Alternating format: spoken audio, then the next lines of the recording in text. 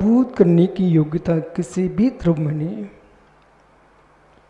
एक द्रव्य को दूसरे द्रव्य परिणत कराने की क्षमता किसी भी द्रव्य में नहीं है। इसलिए प्रकृति, प्रदेश, स्थिति, अनुभाग चार बंधों से युक्त होने पर भी निर्बंध स्वभाव का विनाश नहीं है। निर्बंध स्वभाव का विनाश नहीं है। संसार में बंध का भी अभाव नहीं है। बहुत संभल के समझना, निर्बंध स्वभाव का विनाश नहीं है। संसार में बंध भाव का भी अभाव नहीं है। संसारी जीव के लिए निर्बंध स्वभाव का विनाश हो जाएगा। कमल काला जी, मित्र वस्त्र मलिन है कि वस्त्र मल से आच्छादित है। वस्त्र मलिन है कि वस्त्र मल से आच्छादित है।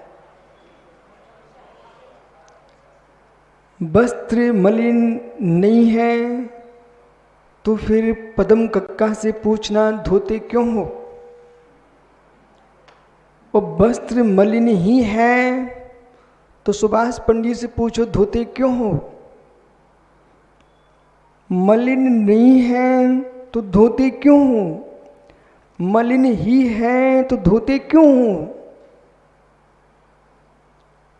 कमल, दो प्रश्न करो अपने मन में। मलिन ही हैं तो कभी स्वच्छ नहीं हो सकते, और स्वच्छ ही है तो धोने की क्या आवश्यकता। अब तो समझ में आया ना। आत्मा निर्बंध ही है तो साधु बनने की क्या आवश्यकता। और आत्मा बंध भूत ही है तो साधु बनने की क्या आवश्यकता। विराजो, यदि वस्त्र मलिन नहीं है तो धोते क्यों। और वस्त्र की मलिनता वस्त्र का स्वभाव है यदि, तो धोते क्यों हो। जैसे वस्त्र मलिन है आच्छादन की अपेक्षा से, न कि मल स्वभाव है वस्त्र का। मल स्वभाव वस्त्र का यदि हो गया तो साबुन पानी वस्त्र को स्वच्छ नहीं कर सकता। हर श्रावक के अंदर समय सार का ज्ञान है, भान नहीं है। बालक, देखो छोटा सा बच्चा समय सार सुनाता, मैं भी आपको दिखाता हूं। बालक बेटा खड़ा हो जा, घबराना नहीं है। ये जो आप कपड़े पहने हो ये धुल के आए कि ऐसे ही हैं। धुल के आए हैं। बेटा क्यों धो लिए आपने। उत्तर दो, घबराना नहीं। मैंने पहले ही कहा था घबराना नहीं। धोई क्यों है। धोई क्यों धोई। गंदे थे। बेटा जब गंदे थे ही तो धोए क्यों। बालक समझ, जो वस्त्र आप धो रहे थे, ध्यान दो, बड़े बड़े लोगों के हाथ पैर कांपते हैं, वो तो छोटा सा बालक है। बेटा जब आप कपड़े धो रहे थे ना, धोने के पहले आपने पानी को संग्रह किया, सोडे को संग्रह किया, धोने का मन किया, तो आपको कपड़े मलिन ही दिख रहे थे कि स्वच्छ भी दिखे थे। ओहो बेटा जोर से बोल। ओहो प्रमोद, यही तो समय इशार बोल रहा बच्चा। बालक, अपने आप को अज्ञानी मत मानना बेटा तुम। जब वस्त्र धोने के लिए आप तैयारी कर रहे थे, आपको कपड़े में मलिनता भी दिख रही थी और हो वर्तमान मलिन है, त्रिकालिक स्वच्छ है। ओहो बेटा समझ, इन सारे बुजुर्गों को, ये महेंद्र जैसे पंडितों को समझ में आ जाए ना,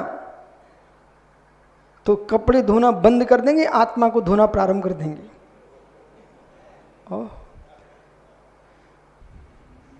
बालक, जब वस्त्र धो रहे थे उसके पूर्व आपको वस्त्र में स्वच्छता का ज्ञान था कि नहीं बेटा? था ना।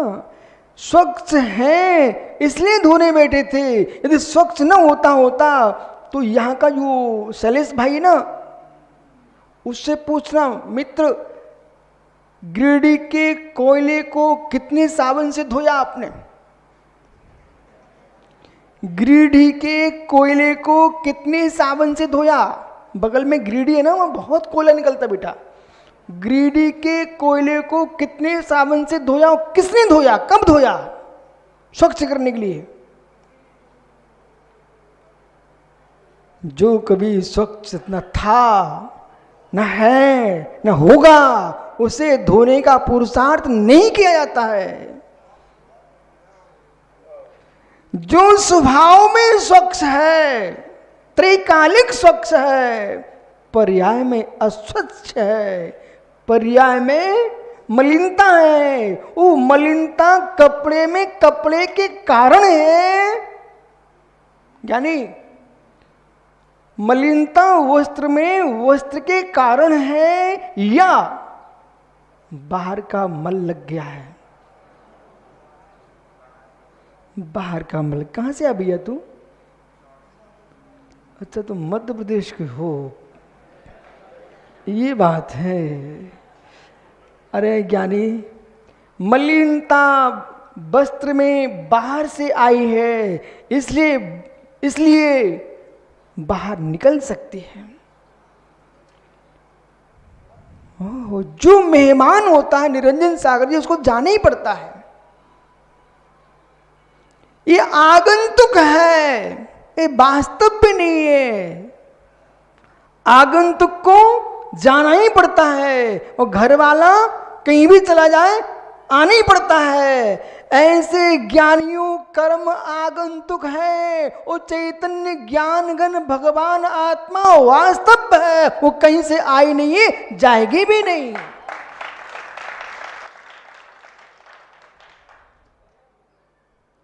अब बालक नहीं कहूंगा, पंडित जी, बाल पंडित, बेटा वस्त्र में मलिनता आई है, वस्त्र मलिन था नहीं, पर सापेक्षता में मलिनता आई है। ऐसी कर्म की सापेक्षता से आत्मा मलिन है। आत्मा का स्वभाव मलिन नहीं है। आत्मा का स्वभाव मलिन नहीं है।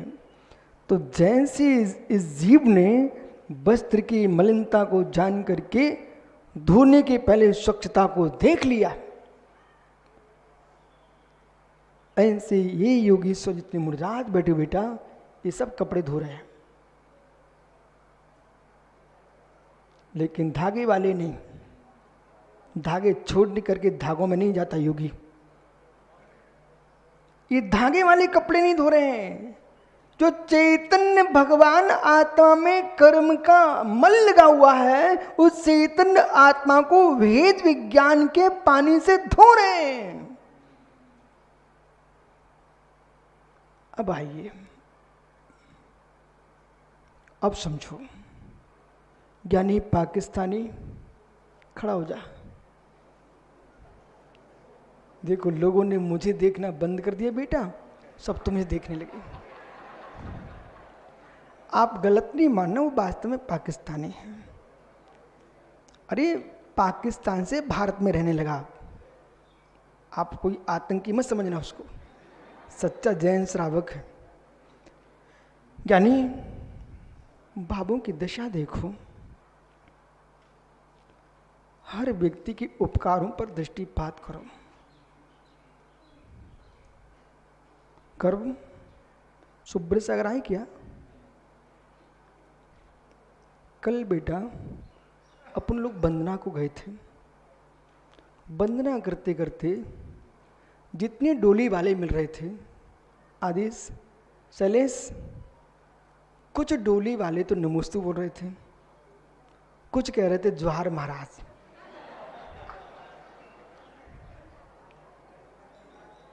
और जैसे जैसे जहाँ मिलते थे बोले विशुद्ध सागर जी जोहार महाराज। विषय पकड़ना, शायद आपको ऐसा लगता हो कि हम डोली वालों को एहसान कर रहे हैं। अब तुम ऐसा मत सोचना। एक वृद्ध दादाजी वंदना कर रहे थे और धीरे धीरे डोली वाले अपनी लाठी टेक टेक करके उनको ऊपर ले जा रहे थे। मैं सोच रहा था आज ये डोली वाले भाई लाठी टेक करके इनको सिद्धों की वंदना कराने ले जा रहे हैं। ऐसे निर्गंत योगेश्वर चारित्र की लाठी टिका देते हैं, वे तुमको सिद्ध बना देते हैं।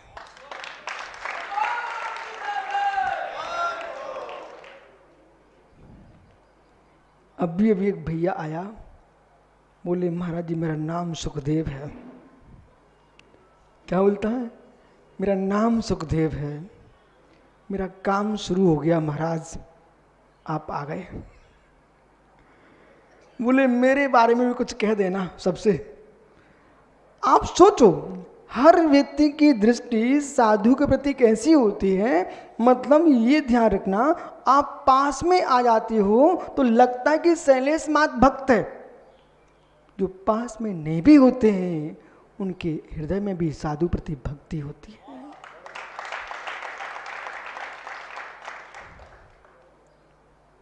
गर्व पुरुषार्थ करने से वस्त्र स्वच्छ हो सकता है। पुरुषार्थ करने से वस्त्र स्वच्छ हो सकता है, तो पुरुषार्थ करने से ये भगवान आत्मा स्वच्छ कैसे नहीं हो सकती है? हो सकती है, हो सकती ना।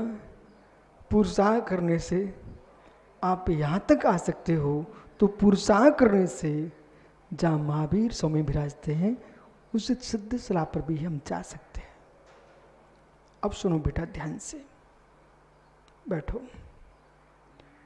यहाँ कुंद कुंद भगवंत क्या कह रहे हैं, और टीका करता जयसेन स्वामी, अमृतचंद स्वामी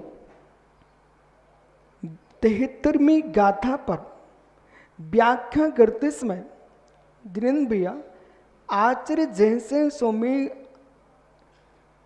सिद्धांत चक्रवर्ती नेमिंचंद स्वामी के पास पहुंच गए और उन्होंने उनसे उस विद्या को ग्रहण किया। यदि बंबई वाले पंडित जी ऐसा सोच रहे हैं महाराज जी हम तो शुद्ध ही हैं, उनका भी उत्तर लिख दिया नेमिचंद स्वामी ने। यदि राकेश साहब सोचता हम तो अशुद्धि हैं, उनका उत्तर भी लिख दिया कुंद कुंद स्वामी ने।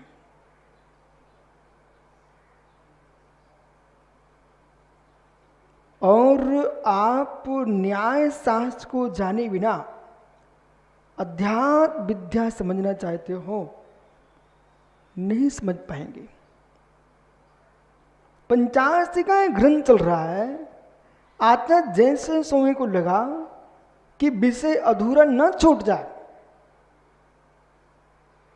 कुंद कुंद भगवंत ने यही कहा था, प्रकृति प्रदेश स्थिति अनुभाग 4 बंद का अभाव करता है जीव तो ऊर्ध्वगमन करता है, और जो इनका अभाव नहीं कर पाता है वो नमन 6 स्थानों में विहार करता है, दिशा और विदिशा।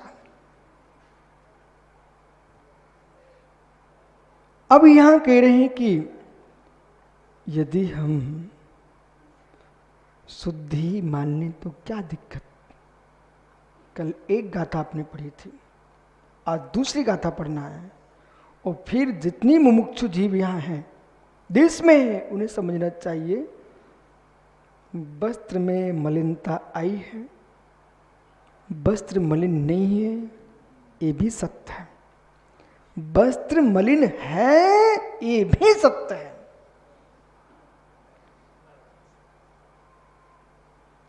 वस्त्र मलिन ही है तो उपाय क्यों?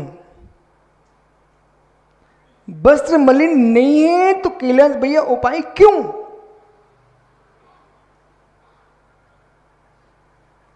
अभव्य पर उपाय नहीं होता, अभव्य पर उपाय नहीं होता रत्नात्रय धर्म का, अभव्य पर उपाय नहीं होता रत्नात्रय धर्म का। वो भव्य जीव उपाय शून्य होकर के भवितव्यता को प्रकट कर नहीं पाता। समझत से अट्टवी कम बेला सीधी भूदन ऋण डिच्चा अट्ट गुणा कित किच्चा लोग निवासनो सिद्धा। सिद्ध भक्ति में आप इस गाथा को पढ़ते हो, ये गाथा गोमट 4 जीव कांड में भी है। अट्टवी कम बेला सीधी भूदाड़ी रंजना डिच्चा अट्टुगुड़ा किति किच्चा लोगन निवासनो सिद्धा। सुब्रत सागर माँ प्रतिदिन बासुकुंड में रोज पाठ सुनाई पड़ता था आपको, याद है आपको? यही सिद्ध भक्ति का पाठ करती थी कलकत्ता की माँ। अट्टवी कम बीला, यहां गाता सूत्र आया है। अब सभी मुमुक्षु बिल्कुल स्थिर हो जाओ। अट्टवी कम वीला, शंखो सदाशिव।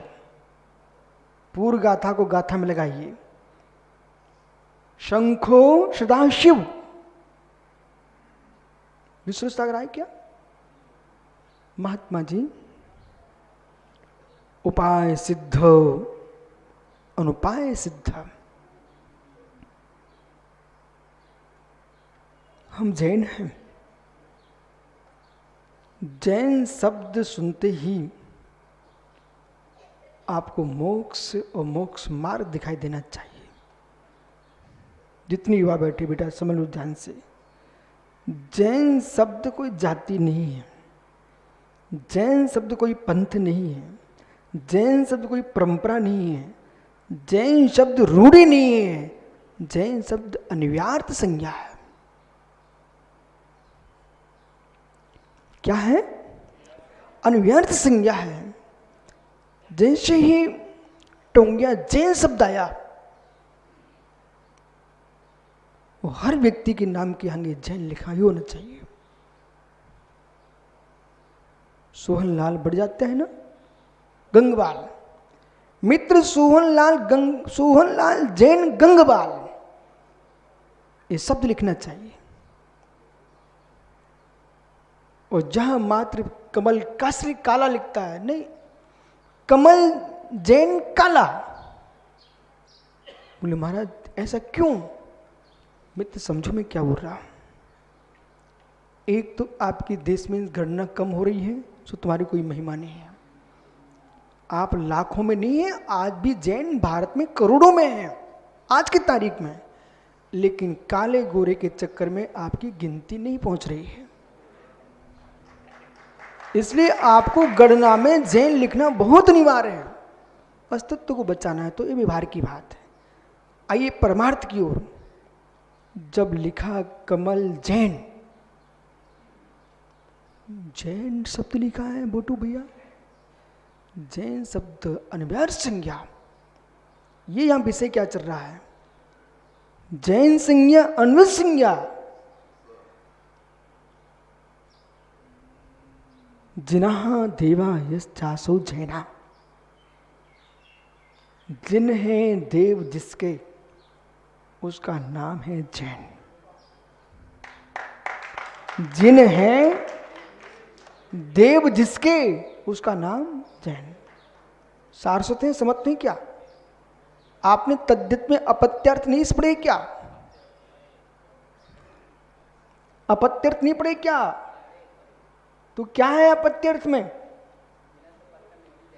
जिनस अपत्यम इति जैना। ये मैं कातंत व्याकरण से बोल रहा हूं, आपको बहुत अच्छे से बता रहा हूं कि जैन दर्शन को समझाने के लिए दर्शन शास्त्र, सिद्धांत शास्त्र और व्याकरण शास्त्र, शब्दागम, तर्कागम, परमागम, इन तीनों आगमों का अभ्यास करना पड़ेगा, तब आपको जैन दर्शन के बारे में बोध होगा। यानी विश्वास रखना, ये विशाल जिनालयों की रचना और जिनालयों की रक्षा भी आगम की कुशलता से ही संभव है।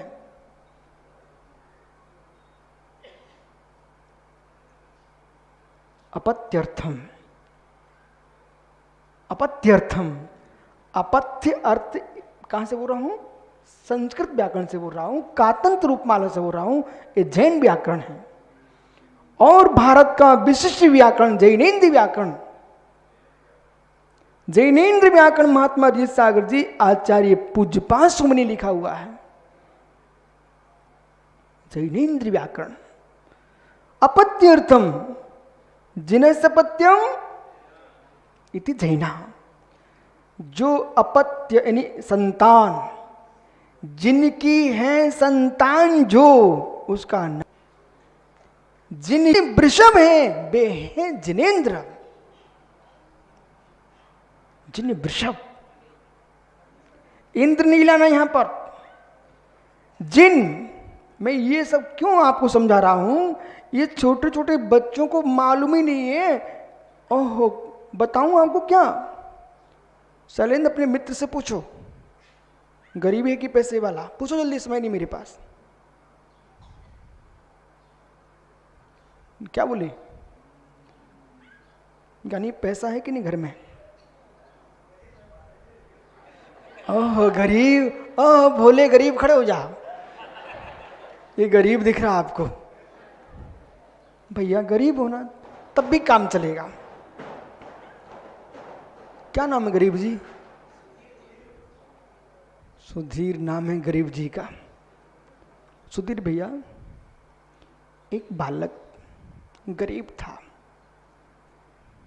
बहुत गरीब था, ऑटो रिक्शा चला रहा था।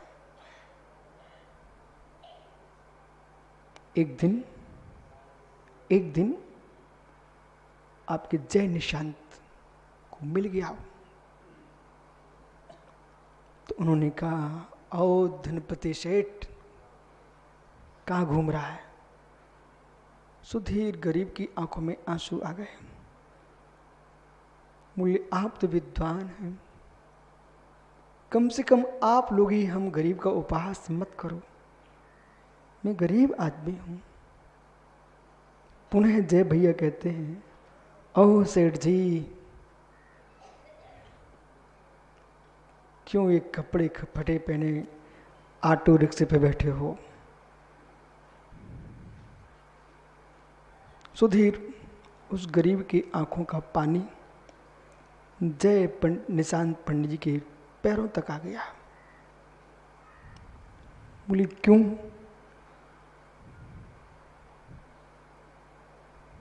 चाहे सम्मिल शिखर हो, चाहे कोई नगर हो, जहां महल खड़े हुए हैं, सुबह से सोच के लोटे को किसी बिल्डिंग की मिट्टी से निकाल के कोई नहीं मांजता। जो मकान खंडर हो रहा है, उसी के नीचे की मिट्टी निकाल के अपनी सोच के लोटे को लोग मांजते हैं। गिरते को दुनिया गिराती है, गिरते को दुनिया गिराती है। रास्ते में आ रहा था, सम्मेद शिखर में प्रवेश होने वाला था। दो बालिकाएं मट के सिर पर रखे पानी के ले जा रही थी। आपके ये महात्मा सुब्रत सागर से मुख से निकल पड़ा, कोई खाली जा रहा है, सब क्या? तुरंत एक युवा ने अपनी जेब से पैसे निकाले, उस मटके में छोड़ दिए। बोले क्यों? बोले मंगल है। जबकि पानी से भरा हुआ लोटा था, भरे को दुनिया भरती है। हो। भरे को दुनिया भरती है। जयपुर भैया, खंडहर को लो